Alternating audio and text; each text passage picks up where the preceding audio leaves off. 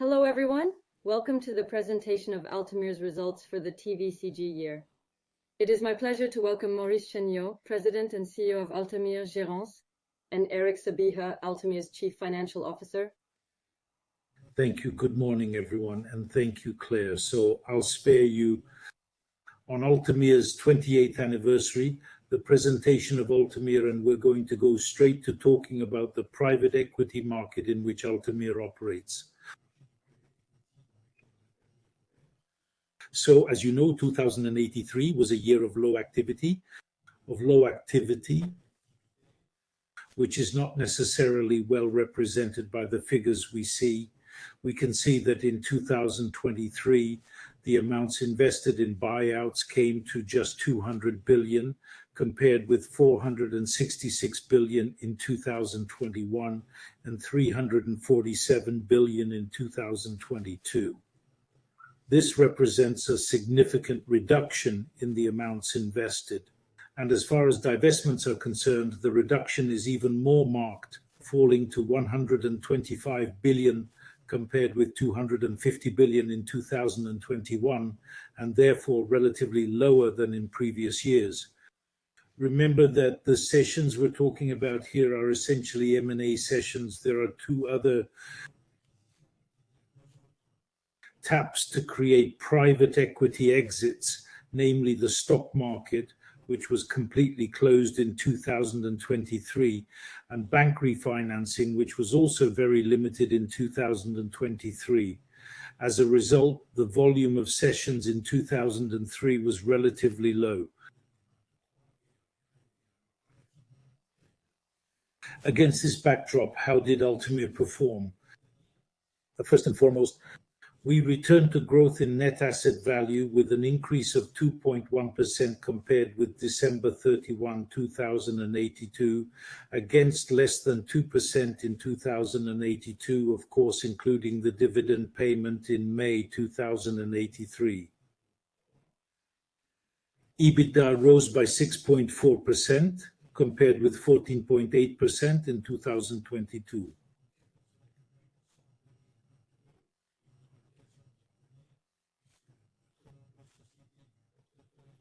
And you'll see how they coped.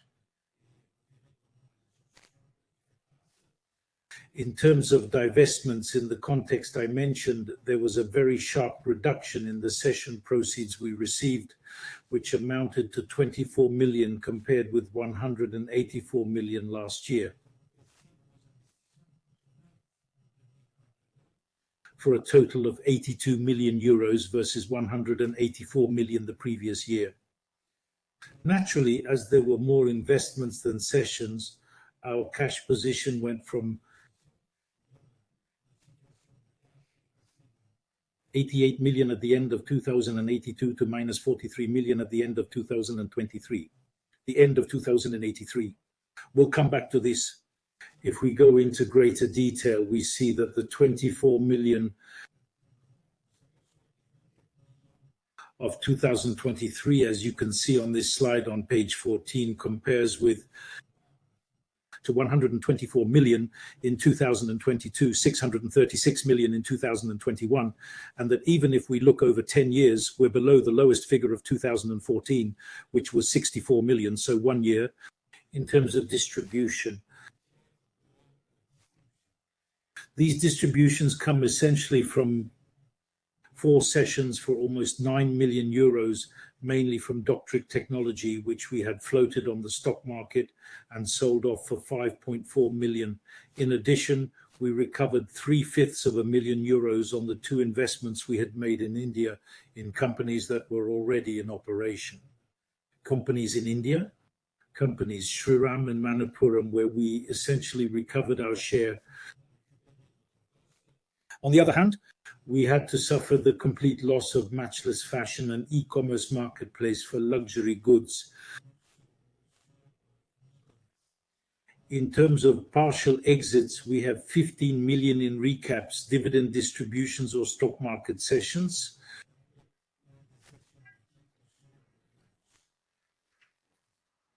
In terms of new investments, the situation is a little rosier, since you can see that the 72 million invested in 2023 is half of the 104.23 million invested in 2022, and a quarter of the 368 million invested in 2021. But nevertheless, we did better than 2014, a year of extremely low activity. And so these amounts invested, these 81 million invested, come from 6 new investments.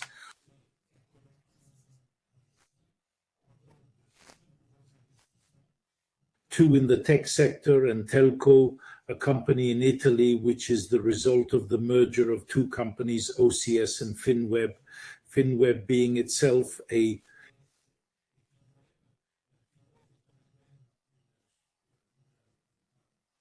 carve-out of an Apex Onzelutec portfolio company to create a leader in software for the financial industry. Similarly, we have invested behind an entrepreneur, IBS Software, an Indian entrepreneur in SaaS software for the tourism, hotel, aviation, and logistics industries. This company is experiencing spectacular growth, and in 2083 signed a huge contract with a new player.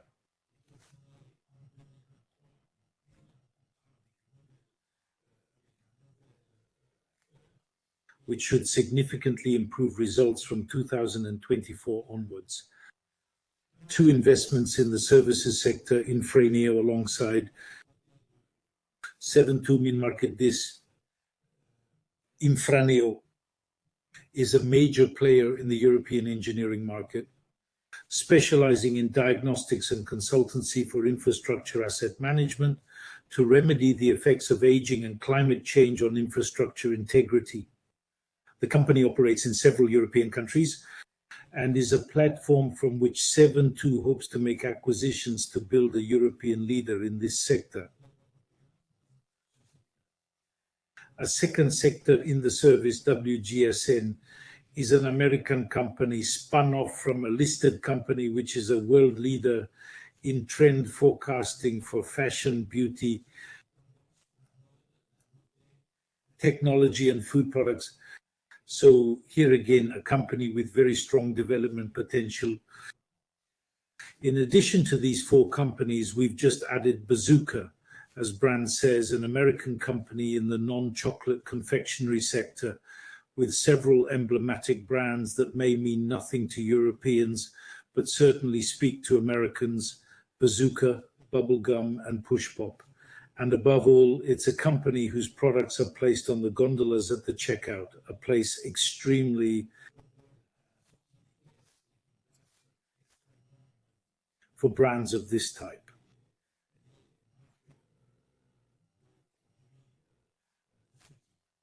Brands.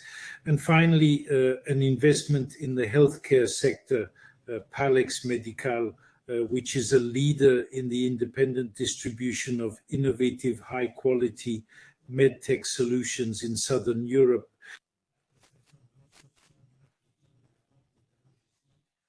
to address public and private hospitals and analysis laboratories. In addition to these direct investments, we have also invested 9.3 million in the Altamir Global 21, Altamir Global 23, Apex Digital 2, and Apex Development Funds. This slide shows the investment rate of these funds, the amounts invested during the year 2023, and the investment rate of these funds, which are 60% for Global DAX UN, 100% for Apex Development, and 16 and 25% respectively for Apex Global G2 and Apex Digital 2. So there you have it. In addition to these new investments, there are, of course, follow-ons amounting to some 20 million euros. This slide shows that half of these investments were defensive in nature to take account of the unfavorable sales conditions faced by a number of our companies in 2023. And then, of course, for the other half, the companies took advantage of these market conditions to carry out build-ups and continue to expand. And so we provided additional financing to cope with these operations. All this is reflected in NAV. So, as we said at the outset, the ANR at December 31, 2023 was €35.62. If I compare this €35.62 with the €37.81 of the 2021 peak, we see that by adding to the €35.62 of 2023, the €2.21 in dividends we paid in 2002 and 2023, we find a figure slightly higher than the €37.81 in 2021. So in reality, the fall in net asset value per share is fully explained by the dividends distributed in 2082 and 2023. And this is what Eric will show you in a moment with the bridge. You'll find a bridge in the presentation, as we usually do for the 2003 year, but I don't think it's any more meaningful to talk about bridge over the 2 years. I'll now give the floor to Eric, our CFO, to comment on the slide on page 22. Thank you, Maurice. Indeed, on page 22, what explains the change from NAV at the end of 2021 to NAV at the end of 2023? It's entirely due to the dividend payment of €81.6 million over the last 2 years. This explains 100% of the drop in NAV. The other part of the sticks on the slide is the creation of value, and the fees and the interest rate, i.e. the creation of value over the period, has totally offset the fees and the interest rate and the financial results that have been provisioned in the accounts over the last 2 years. So the message is that the fall in net assets can be explained by the dividend, with value creation fully offsetting the fees over the last 2 years. If we go into a little more detail of value creation by sector, we've shown you both split both for 2023 and for 2022 and 2023. We're going to focus here on the 2 years, and we can see that over the 2 years, 2022 and 2023, the 81.4 million of value creation achieved over 2023 is added to the 19.2 of 2022 to create a total of 101.5 million of value over the 24 months. Here we can see the benefits of having a well-diversified portfolio and not being solely focused on one sector, since tech and telco, which declined over the 2 years, was offset by other sectors such as consumer and services, which contributed strongly to value creation. Tech and telco declined by €57 million, while the consumer sector grew by over €125 million and services by around 39.4. So Maurice will go into a little more detail later. So yes, we can simply say that yes, there are big differences. When you look at tech and telco, overall, there was a loss of value of €57.5 million over the 2 years, but this was driven by ThoughtWorks and Infovista, which I'll talk about in a moment, which together represent less than €157 million, but which was largely offset by Marlink and Greytech, which I'll talk about in a moment. In consumer, of course, it's Tom and Europe Snacks that are driving the sector's overall performance. And in services, it's quite diversified. Nevertheless, with one of the tractors being Antoria, which I'll also talk about shortly, and 2 significant value creators, Crystal and Toy Toy Dixie, there you have it. As for healthcare, well, actually, these 2 tractors are Mental Beter and Eaton Recovery Services, which are in the same sector. And again, I'll talk about these 2 sectors, these 2 companies later on in a moment. And there you have it. Now it's your turn, Eric, to explain the creation bridge. So if we now focus on value creation in the unrealized part of the portfolio over the last 2023 years alone, the main driver of value creation has been EBITDA, as you can see very clearly on the slide on page 25 on the left-hand graph. Value creation amounted to €95.8 million, and this figure can be seen on the left-hand side of the graph. This figure can be seen on the right-hand side, which shows the increase in portfolio value over the year of 23, from a portfolio of 1,468 million to a portfolio of 1,634 million euros. Why this increase in portfolio value? As Maurice mentioned earlier, we had very few sessions during the year, so the portfolio continued to grow in terms of investments. Investments more than made up for the few sessions we had, so we have 70 million in portfolio value increase linked to acquisitions and sessions, and 90 million linked to value creation over the year. On page 26, we present an indicator that we monitor very closely, the value of the at-cost portfolio compared with the company's net worth. We strive to have a rate as close as possible to 100%, or at least above 100%, and this rate stood at 110% at August 31, 2023. Why did this happen? As we said earlier, there were few sessions, so net assets rose very little, notably due to the dividend payment for the year. On the other hand, the at-cost portfolio grew by 5%, from 940 million to 982 million euros at the end of 2083. The next slide on page 27 shows the valuation methods used. 92% of the portfolio is valued using comparable multiples at the end of December. The few remaining percentages relate to acquisitions during the period when the portfolio was still at cost, and the few listed companies we still have in the portfolio at the end of December 2023. Page 28 shows the evolution of uplift, which was positive over the year, but at 8 and 9 million euros respectively. Respectively at 8 and 9 million euros on the latest pre-session valuations and session prices, we can still consider that it is totally insignificant for the year, once again in line with the low level of session activity during the year. Page 29, in terms of commitments, at the end of December, we had just under 600 million euros of commitments on all the funds in which Altamir has invested, so 86 million euros have already been invested, but not yet called by the funds. These 600 million euros are mainly concentrated on the 2023 allocation. Apax XI LP has not made any calls on the 250 million euros committed by Altamir, and we shall also mention the 30 million euros that Altamir subscribed to the Apax Développement II Fund at the end of December. At the end of December, what was the company's cash position to meet these commitments? We can see that cash in the parent company financial statements stood at minus 43.2 million euros at the end of December, and to minus 133 million euros under IFRS at the end of December. And to meet this cash position, the company has 135 million in credit lines, a sharp increase on the 31st of December 2082. So we are nonetheless confident about the company's cash position for the year as a whole. Having said that, I'll now hand over to Maurice. Yes. So what's happened, and I'll come back to the cash, of what's happened since the close on December 19.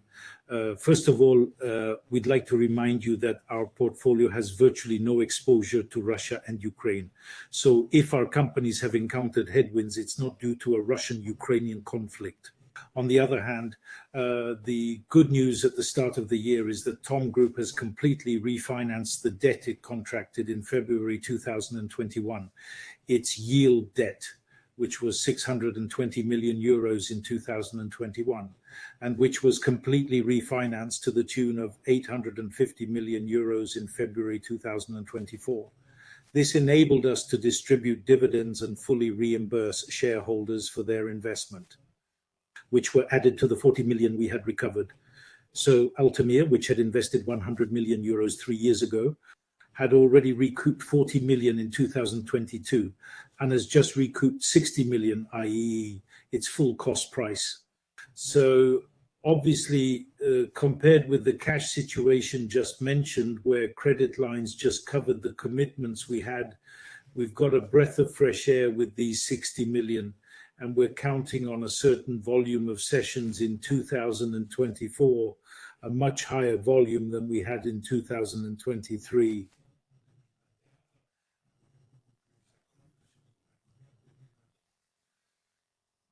If you don't mind, we'll now come to the value of your company. The value of your company, as I tell you every year, is the value of its portfolio. So on page 33, you see that Altamir's portfolio is valued at 1,634,000,000, as we were telling you earlier, with 71 companies, which are the ones we follow individually. Not included in these 71 companies are those held by the Apax Digital 1 and 2 funds, by Apax Development, and by the Altarock funds, where you have dozens more companies, but which we do not follow individually. This portfolio breaks down to 1,634,000,000 with a breakdown of 26%, which are direct investments like Tom and co-investments, the 11 co-investments, and then 72.100% through investments through funds managed by 7.2 or Apax LLP, so which are the main funds we've been supporting since Altamir was founded.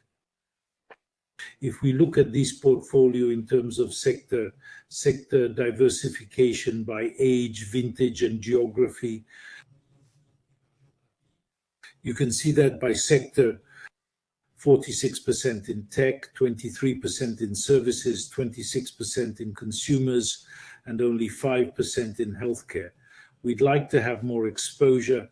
We do have exposure through the Altarock and development funds, but this is not reflected in this table as the underlying companies are not presented. Companies. Vintages are important because the older the vintages, the more predictive they are of future releases. You can see that 16% of the portfolio in market value companies is older than 2017, and 7% is older than 2018. So these 23% are the main candidates for exit.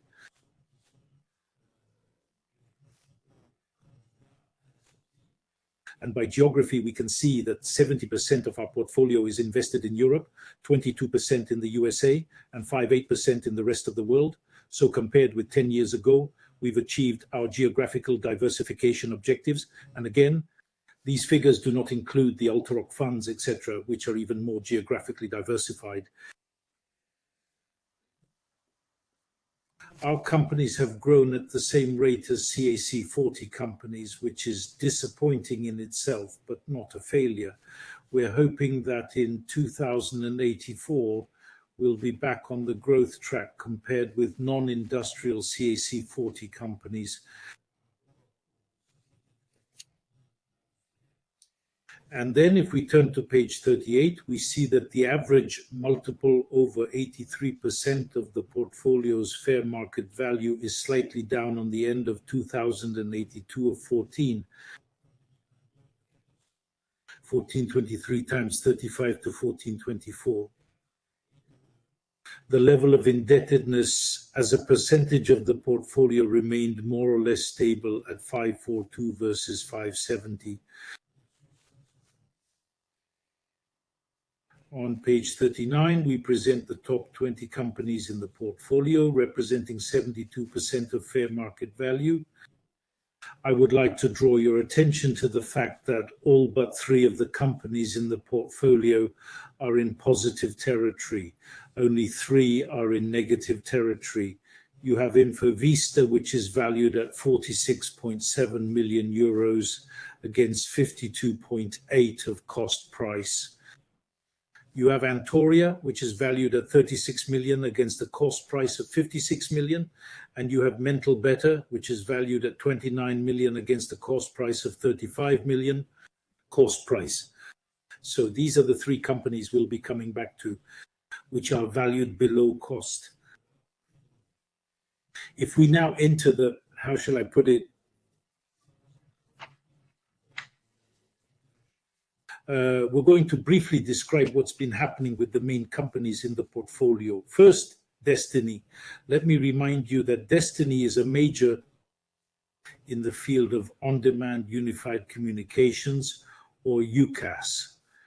Thanks to the various acquisitions made since our investment, the company is now the undisputed leader in France, Belgium, Holland, Sweden, and Italy. Holland, Sweden, and Denmark. The company has continued to grow in both organic and external growth at a rate of 25%. On the other hand, EBITDA was stable compared with the previous year. This is mainly due to the fact that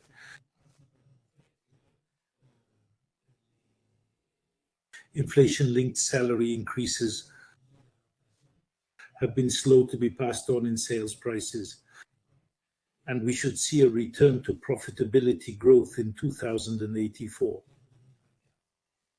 Marlink, I remind you, is the world leader in satellite communication services, mainly in the maritime sector, where more than 4,000 ships are equipped, and in remote areas where GPS is not accessible, where satellite telephony is required. Satellite telephony. And you can see that the company has continued its very significant growth of 18% in sales and EBITDA.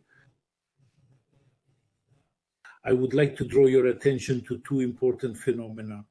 The first is that one of the threats to this company was low orbit satellites, in particular Starlink, and the company signed a contract with Starlink to integrate Starlink's offer into its offering so as to avoid the potential risk that this represented, and that on the other hand, over and above communication and telecom services, the company has developed a whole range of services to track, if I may say so. In addition to communication and telecom services, the company has developed a whole range of services to monitor, if I may put it this way, ships from their point of view, their infrastructure and their route, in order to manage fuel, routes, traffic speed, and so on, and that this division, which is called the Digital Service Division, is progressing at a rate of 30%.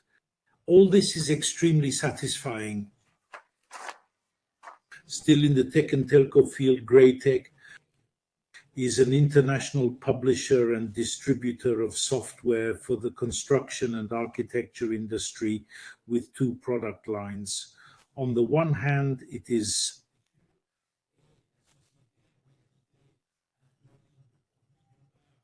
the number one distributor of Autodesk, the world's leading supplier of this software.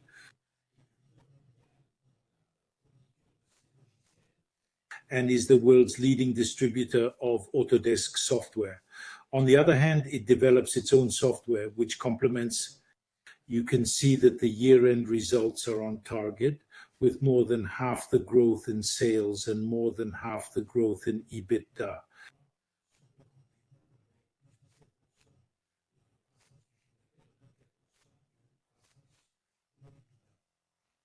Odin is a company that is a leader in contact center as a service solutions. In other words, Odin is a leading Dutch provider of outsourced cloud-operated IT services for an extremely limited geographical area, since it's a region of Holland. So there you have it. And so this company actually does IT outsourcing for small companies in this universe.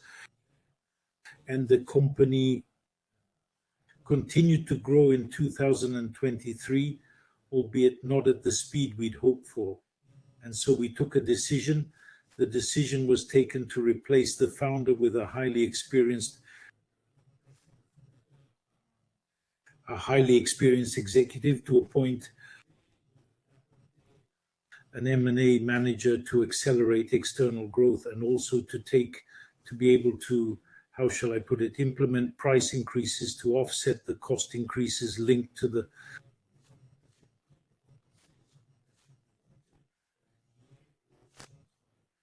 service center. As you have seen, Infovista is one of the three companies valued below cost. Infovista is a world leader in software solutions for improving network performance, and its main customers are telephone operators. And as telephone operators have significantly reduced their investments in network enhancement, the company has encountered extremely unfavorable winds, resulting in a very significant drop in sales and profitability. This led to three actions by 7.2. 7.2, the first of which was to replace the entire management team. The second was to implement a very significant cost-cutting plan. And the other was to, I would say, better manage customer relations. So we hope that Infovista Infovista's financial year is on the 1st of July of the year's season. We're expecting a very marked improvement in earnings for the current season compared with the third season, particularly in the second half of the year, given the measures that have been taken. Odigo, being a leading provider of contact center as a service solutions, mainly designed for large companies, i.e., in reality, the call centers of large companies, and we provide them with software. The investment thesis at the time 7.2 invested in December 2020 was to transform Odigo's model, which was basically there was a software solution for each customer, into a unified SaaS model with a single solution so that every change in the solution applied to all customers and so on. And this transition took 3 years. It's done, but it took 3 years. It took much longer than expected. It cost much more than expected. And this has meant, on the one hand, a complete change in the management team here again, and on the other hand, the fact that we've had to invest additional sums to cope with the new situation. Have had to invest additional sums to meet these raw requirements. But we hope that the measures we've taken will start to pay off in 2024. Already in 2083, beta increased by 14% because the transition to a single solution.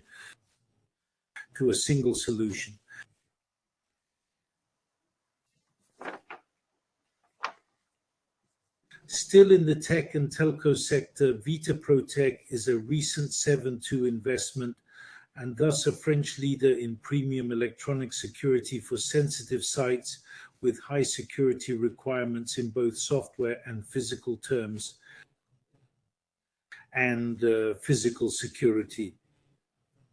The company has made an excellent start to its first year in 7.2's portfolio. On the one hand, with 10% growth in sales and 14% growth in EBITDA. It has also made 2 small acquisitions and is in the process of making a transforming acquisition in the United States, which, if all goes well, should occur in the first quarter of the 4th year of the year. I would remind you that Experio is the reinvestment we made since 7.2 sold it to Vitruvian, and we reinvested. So what we're talking about here is reinvestment. Since the sale to Vitruvian, the company's overall growth has been relatively low, both in terms of sales and EBITDA. There are 2 reasons for this. The first being the negative impact of the euro-dollar exchange rate, since the company has a very significant presence in the United States. And the second being that Experio's historical model was to sell its internet solutions through telcos,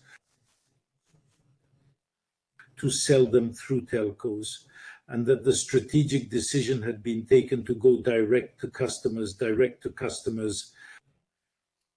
with the risk that telcos would significantly reduce their purchases. The startup went very well, and today Experio sells over 60% directly, mainly in the United States. But the tech and telcos have woken up in the last 2 years, and there has been a significant reduction in sales with the tech and telcos, while direct sales continue to grow. This trend is in the process of stabilizing, and we hope that from fiscal year 2024 onwards, Experio will return to significant growth and profitability. Last but not least, last investment in the portfolio's top 20 tech and telco companies, Feki. I would say that Feki is a European leader in the CRM software sector. A slower than expected startup, which resulted in the replacement of the founder by a new manager, and an increased effort in terms of external growth. External growth. So once again, a new manager is in place, and we expect the measures taken in 2023 to start bearing fruit in 2024. Moving on from tech and telco to the service sector, AUB, if you remember, is a world leader in ingredients and services for beverages and food products. Here again, the company faced an unfavorable environment as volumes collected were down 7% overall and 19% in the Southern Hemisphere. On the other hand, a great deal of work has been done to improve pricing and the relationship between ranges. And here again, a new manager has been recruited with the ambition of accelerating external growth.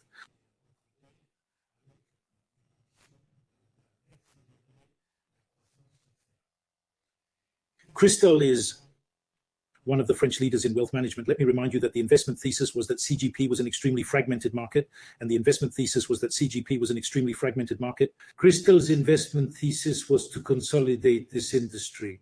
It's fair to say that the results are there for all to see.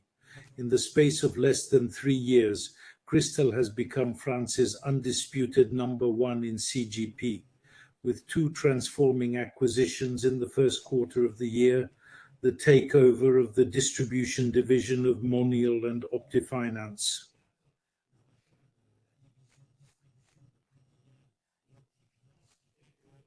In addition to the 22 build-ups carried out previously. After these 2 acquisitions, Cristal's assets under management amounted to 2 billion euros compared with 7 billion euros at the end of 2023. And of course, to integrate these companies, an entire digital transformation effort is underway. Still in the service sector, Optifinance is another recent 7-2 investment. This company is one of Europe's leading providers of automobile insurance products and services. Here again, sales were unfavorable as the company operates mainly in the secondary automobile market. This market was probably stable or even in slight decline in 2083. But the company has held up well and is now working on acquisitions to accelerate its growth in terms of both sales and profitability.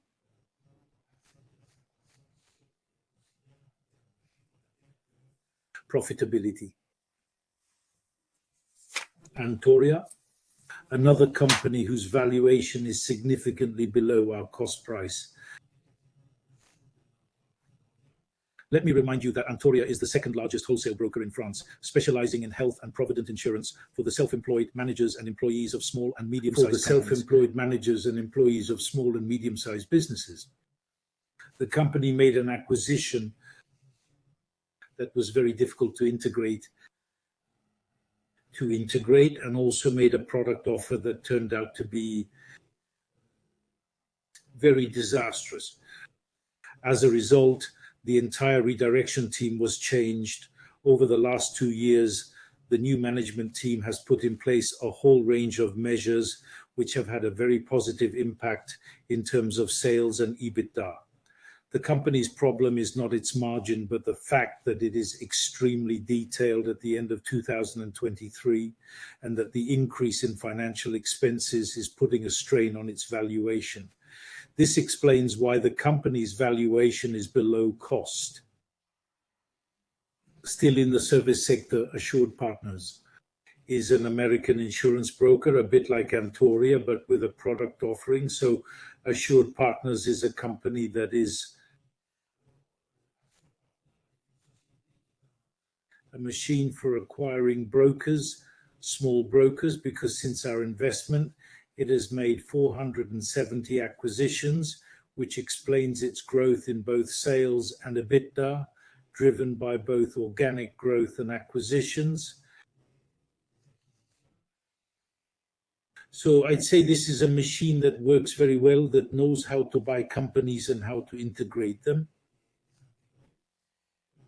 Toitodixi is the European leader in mobile sanitation allocation, installation and maintenance. And despite a marked downturn in the construction market, which is one of the most important for these portable toilets, well, you can see that growth is still on the cards with 14% sales and 8% EBITDA growth.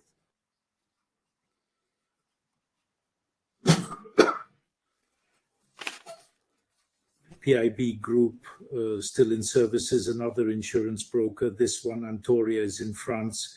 Assured Partners is in the US. PIB is in the UK, but is expanding in Europe.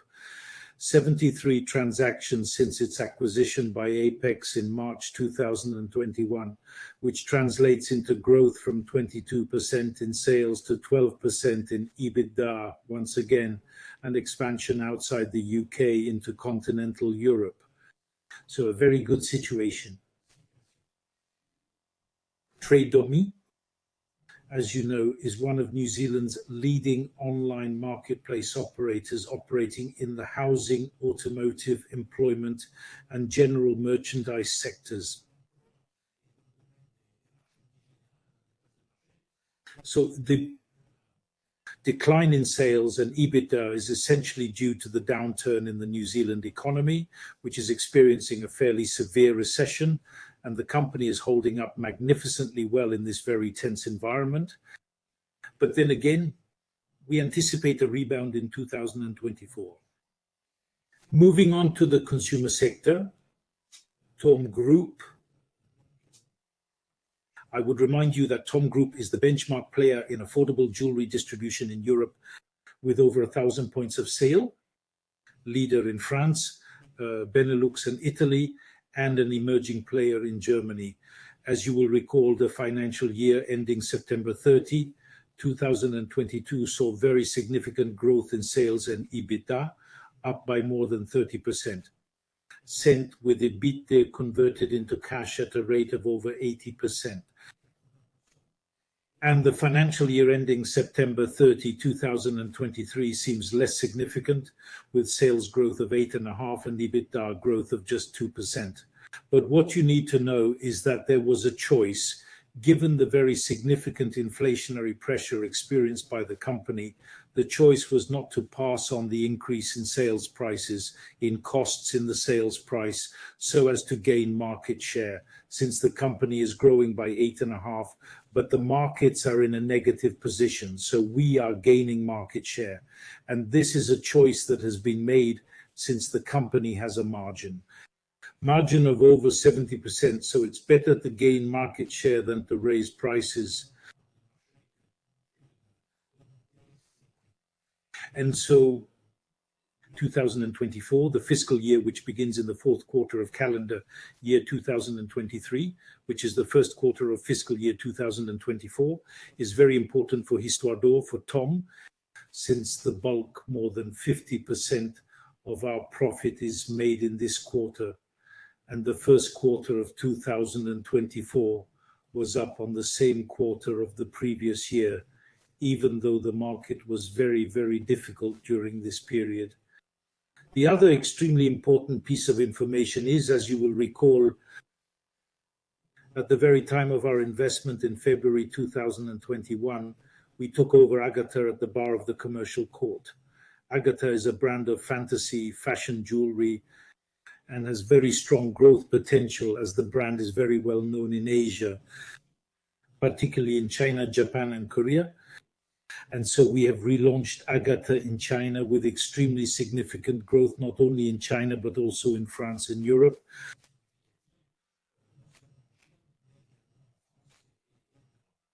So we're very hopeful about the success of Agata, which addresses a very vast market, that of fantasy jewelry.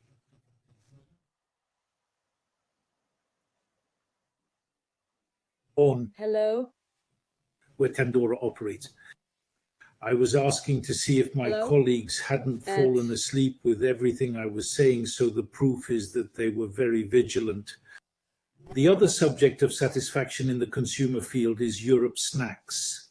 As you know, it's a leading producer of savory aperitif products for private labels. Obviously, with consumers' purchasing power shrinking, private labels are on the rise. What's more, Europe Snacks. Snacks in blind tests are better than those of the brand leader, if I may say so, so that helps. And on the other hand, the company has made the acquisition, a new acquisition in the UK, where it is now the undisputed leader in the UK, France, and Spain. And so this translates into growth in profitability.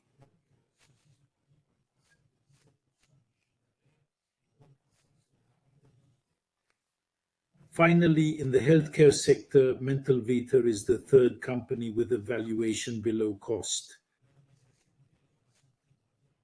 Mental Vita is a Dutch provider of outpatient care for mild to moderately severe mental health disorders. The company is experiencing difficulties not by its market, but by the fact that therapists are difficult to recruit, their salary requirements are very high, and they are not very flexible people, which has resulted in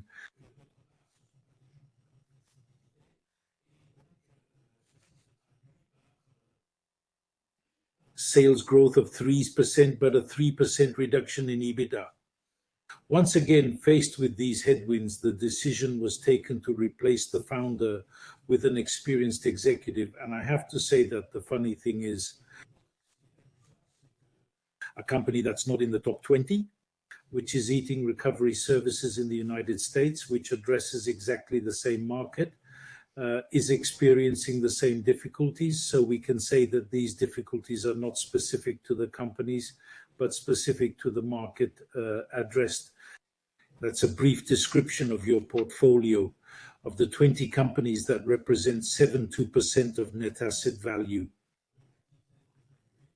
So, to conclude, we'd like to zoom in on Altamir's performance relative to its benchmarks. In terms of net asset value, you can see that Altamir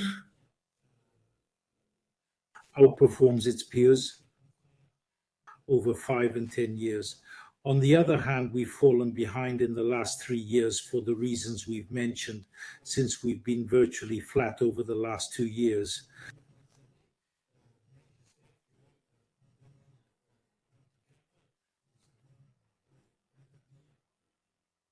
The desired hierarchy.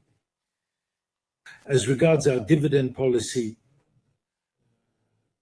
in 2083, we distributed a dividend of €1.08. We will be recommending to the annual general meeting that the same dividend of €1.08 be distributed in 2024. And given the discount on the Altamir share, well, that gives a yield of around 4%. In terms of total shareholder return, you can see that over 3, 5, and 10 years, we continue to outperforming both the LPX Europe and the CAC Mid and Small. And it's only over the last 12 months, over the year, in fact, 2023, that the share price has superformed, although we hope to get things back on track in 2084.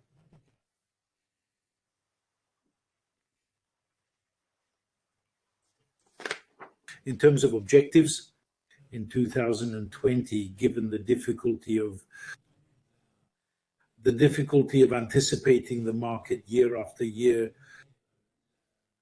In terms of objectives, let me remind you that in 2020, given the difficulty of anticipating the market year after year, I took the position of presenting to you the average 5-year objectives in terms of investment, divestment, and value creation. I had indicated that our ambition over the period 2021-2025 was to invest an average of 170 million a year and to divest an average of 230 million a year. And with organic portfolio growth of 7%, this 7% organic growth enabled us to double our investment over 5 years. Over 5 years. So where do we stand over the first 3 years of this plan in 2021, 2022, 2023? On average, we have invested 212 million versus 170 million. We have divested 261 million, and we have achieved growth of 1446. But this is not just organic growth, but a combination of organic and external growth. So we are well on track with the objectives I set out at the time.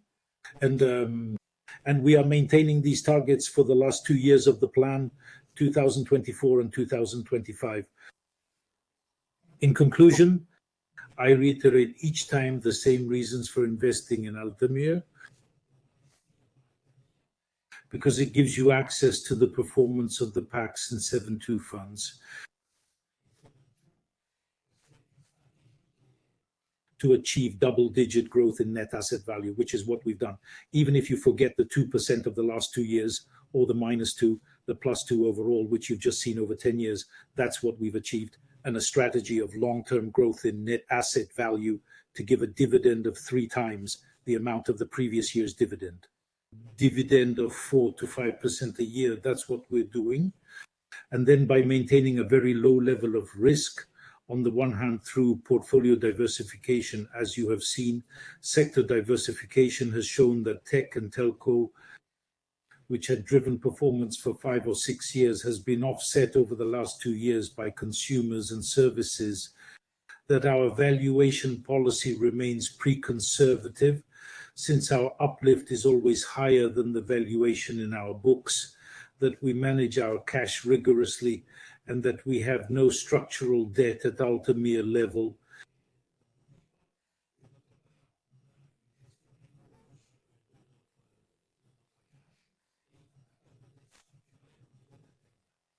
Last but not least, you have an experienced management team that holds 65% of the company's capital and whose interests are totally aligned with your own.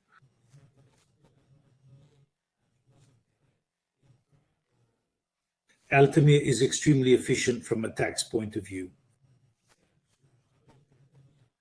Altamir is tax-free, and only under certain conditions, Altamir shareholders can benefit from significant tax reductions if they meet certain conditions. So Claire, Eric, and I are at your disposal to answer any questions you may have, and we thank you for your attention.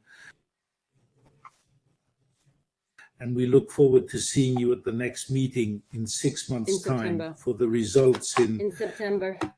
Yes, September? in September. For the results. Half-yearly Results at the end of June. Thank Many you. Thanks to you all. Goodbye, everyone.